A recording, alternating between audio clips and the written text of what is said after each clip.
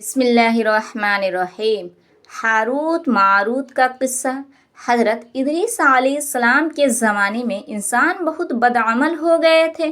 فرشتوں نے بارگاہ الہی میں عرض کیا کہ مولا، انسان بہت بدکار ہے اور یہ خلافت کے لائق نہیں ہے، انہیں معزول کر دیا جائے، کم از کم خلیفہ یہ رہے اور وزیر ہم، تاکہ ہم ان کے بگڑے کام سنبھال لیں۔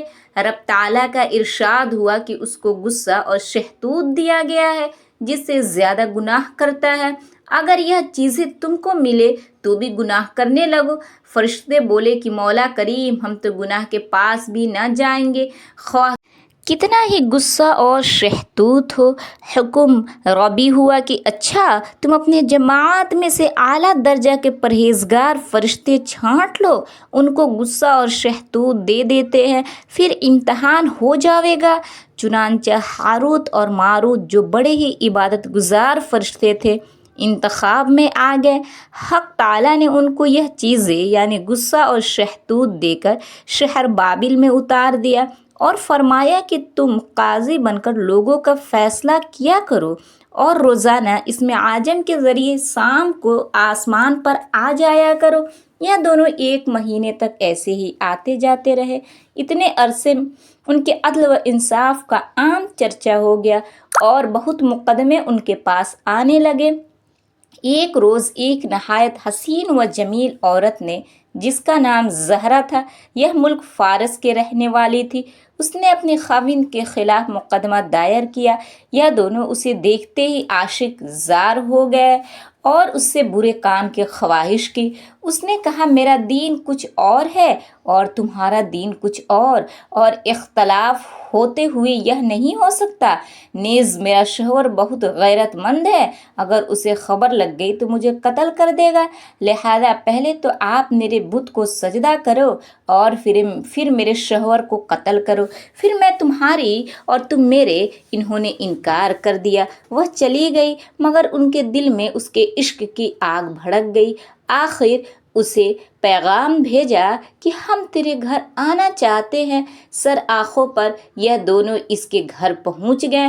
اس نے اپنے آپ کو آراستہ کیا اور ان سے بولی کہ یا تو آپ لوگ مجھے اسم اعظم سکھا دیں یا بت کو سجدہ کریں، شوہر کو قتل کرے یا شراب پی لے۔ انہوں نے سوچا کہ اسم اعظم اسرار الہی ہے، اس کو ظاہر کرنا بہت ظلم ہے، بت پرستی کرنا شرک ہے اور محتل حق العباد، لاؤ شراب پی لے۔ چنانچہ شراب پی لی۔ جب شراب پی کر مست ہو گئے، زہرا نے ان سے بت کو سجدہ بھی کروا لیا، اپنے شوہر کو قتل بھی اور اسم اعظم بھی پوچھ لیا۔ زہرا تو اسم اعظم پڑھ کر صورت بدل کر آسمان پر پہنچ گئی۔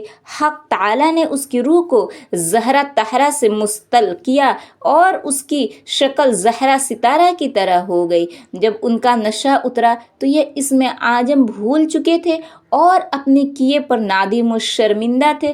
حق تعالیٰ نے فرشتوں سے فرمایا کہ انسان میری تجلی سے دور رہتا ہے۔ یہ دونوں شام کو حاضر بارگاہ ہوتے تھے، پھر بھی شہتوت سے مغلوب ہو کر سب کچھ کر بیٹھے۔ اگر انسان سے گناہ سرزد ہو تو کیا تعجب ہے۔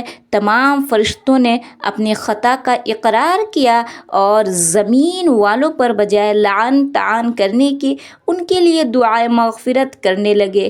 قرآن فرماتا ہے، وَالْمَلَائِكَةُ يُسَبِّحُونَ بِحَمْدِ رَبِّهِمْ وَيَسْتَغْفِرُونَ لِمَن فِي الْأَرْضِ۔